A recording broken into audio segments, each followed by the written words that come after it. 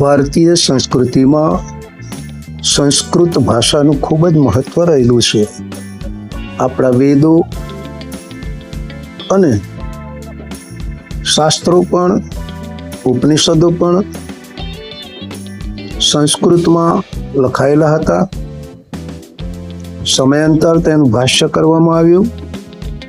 આજે તે ગુજરાતી અને હિન્દીમાં પણ ઉપલબ્ધ છે, પરંતુ આપણી માતૃભાષા એ સંસ્કૃત છે. તેને ઉજાગર કરવા માટે નડિયાદ સંતરામ મંદિર ખાતે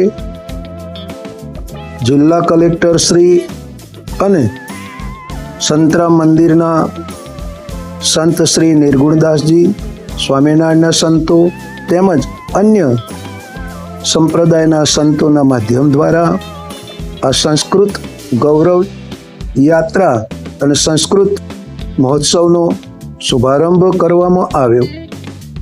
અહીંયા ઉપસ્થિત મહાનુભાવોનું પુષ્પગુચ્છ અને શાલથી સ્વાગત કરવામાં આવ્યું છે. સાથે સાથે અહીંયા સંસ્કૃતિનો પ્રાણ એ યજ્ઞ છે, તો યજ્ઞની પરંપરાને પણ જીવંત અને જાગૃત રાખવા માટે અહીંયા પ્રયાસ કરવામાં આવ્યો છે.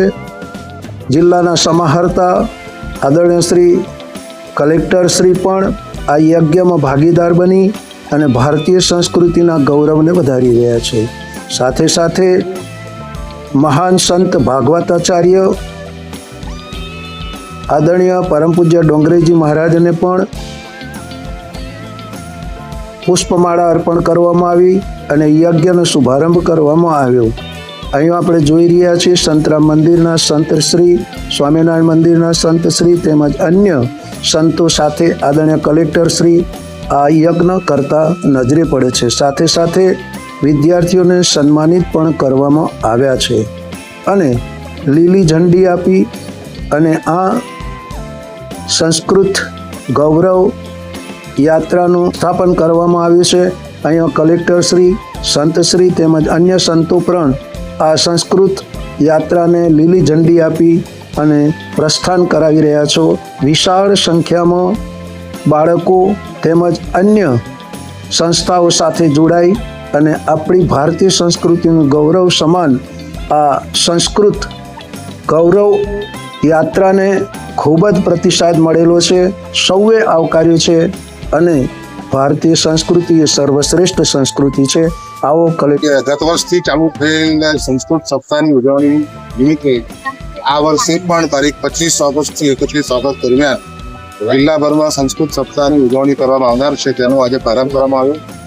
જિલ્લાના સંસ્કૃત ભાષાના જે જ્ઞાતાઓ છે, પરમ પૂજ્ય સંત સ્વામી, પરમ પૂજ્ય નિર્મલદાસ સ્વામીજી, સંસ્કૃત માધવપ્રિયદાસ સ્વામીજી, બ્રહ્મશ્રી વિદ્યાલયના દેવેન્દ્રભાઈ અને અન્ય સંસ્કૃત સારસ્વતોની ઉપસ્થિતિમાં આ કાર્યક્રમનું અમે આજે ચાલુ આહ્વાન કર્યું છે.